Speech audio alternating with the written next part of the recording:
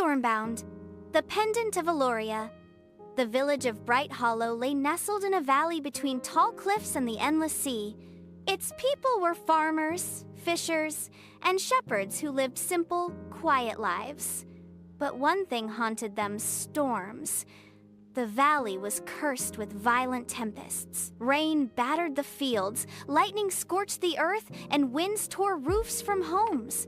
The villagers said the storms were alive, that they had a will of their own. Among these villagers lived a girl named Elara.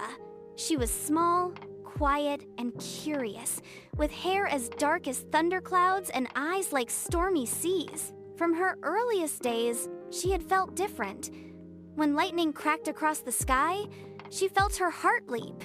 When winds howled, she swore she could hear them whisper her name. One night, when she was 12, she stood alone on the cliffside during a raging storm.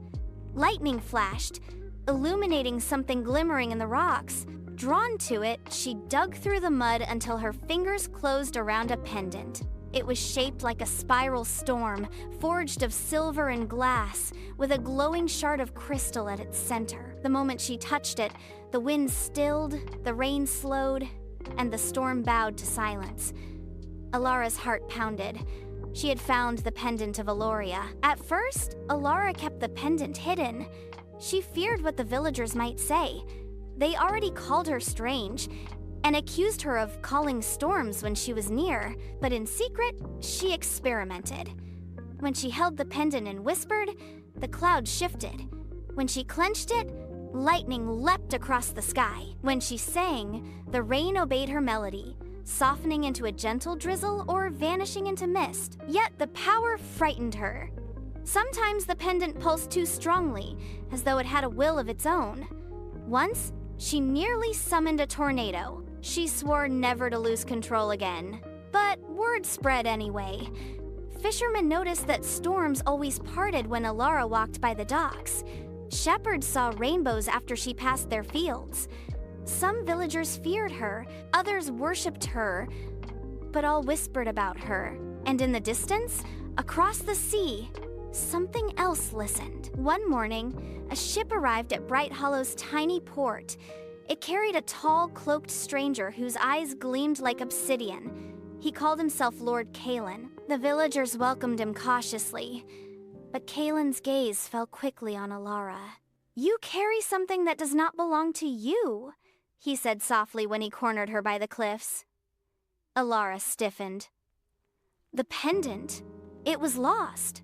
I found it." Kalen's lips curved in a smile that never touched his eyes. "That pendant holds the storms of the world. It was forged by the Sky Weavers of Aeloria long before your village was born. You are too young to wield it." Elara's hand tightened on the pendant. "Then why do I feel like I was meant to?" Kalen's voice grew cold. "Because the pendant chooses hosts it can consume. You think you control it, girl? It controls you." Elara's chest tightened.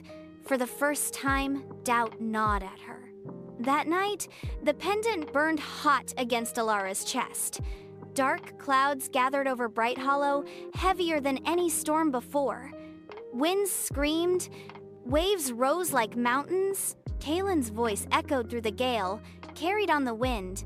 "Give me the pendant, or your village will drown." Elara's people panicked. They begged her to hand it over, but her grandmother Mira stepped forward. "Child," Mira said firmly, "that pendant came to you for a reason. The storm is not your enemy, it is your blood." Elara's breath caught. Mira explained that long ago, their ancestors were descended from the Sky Weavers themselves, beings who could command wind and water. The pendant had found its way back to her, its rightful heir. "You are stormbound, Elara," Mira whispered. "You are the only one who can save us." Determined, Elara refused Kalen's threats. Instead, she climbed to the cliffs to train. For days, she practiced. She learned to breathe with the wind, to move her body as if dancing with the rain, to listen to the deep rumble of thunder as though it were a heartbeat. The pendant responded. Slowly, she mastered it. She called for gentle rains to water the fields. She pushed gales away from the docks. She summoned lightning to strike far-off rocks, but controlling storms came at a price.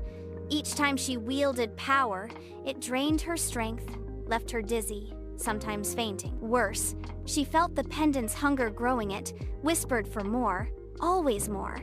Kai, her childhood friend, begged her to stop. Elara, you're burning yourself away. What if Kaylin is right? What if it consumes you? But Elara shook her head. If I stop, Brighthollow is lost. Days later, Kaylin returned, this time not alone. Behind him rolled black ships, their sails torn like wings, their decks crawling with shadowy warriors made of smoke and sea salt. Kaylin raised his hand, and the storm obeyed him. Lightning struck the cliffs. Waves crashed against the village walls. He was no ordinary man. He was the Storm King, a corrupted skyweaver who had bent the ocean's fury to his will. "Bring me the pendant," he thundered, "or drown." Elara stepped forward, pendant blazing at her chest. "No, this village is under my protection," Kaylin laughed. "Then you will die with it." The battle shook the valley. Kaylin unleashed hurricanes, his warriors charging with blades of water. Elara countered, calling winds to scatter them, lightning to shatter their ships. But Kaylin's power dwarfed hers. Every strike she made, he doubled. Every storm she summoned, he twisted. Still, Elara refused to give up. She drew deeper from the pendant, deeper than ever before. Thunder split the skies, rain lashed down in sheets, and for a moment, she matched Kaylin blow for blow. But her body faltered. Blood ran from her nose. The pendant pulsed violently, threatening to consume her. Kaylin sneered. "See? You are nothing but a vessel. The storm will devour you." Elara staggered. Was he right? Could she truly control this power? Collapsing on the cliffs, Elara closed her eyes. She remembered her grandmother's words. "The storm is your blood." She had been fighting it as if it were separate, a beast to tame. But the storm was not her enemy. It was part of her. She stopped resisting.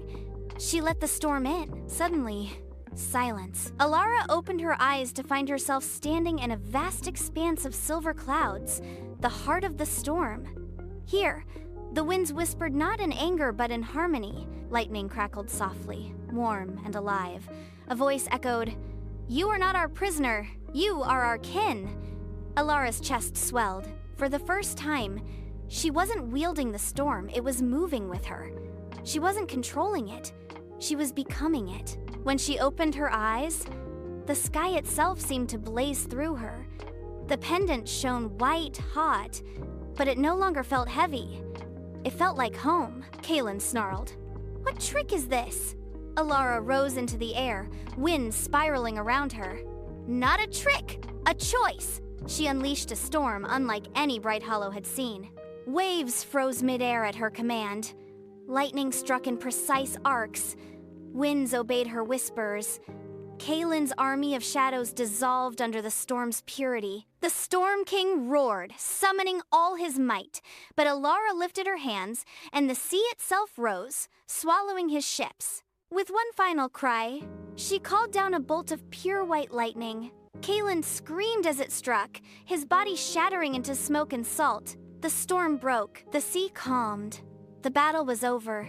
Exhausted, Elara fell to her knees. Villagers rushed to her side, awe and gratitude shining in their eyes. "You saved us," Kai whispered, tears streaming down his face. Elara managed a weary smile. "No, we saved each other." Her grandmother's voice rang proud. "The blood of the Skyweavers runs true. Brighthollow has its guardian once more." From that day forward, Elara was no longer feared.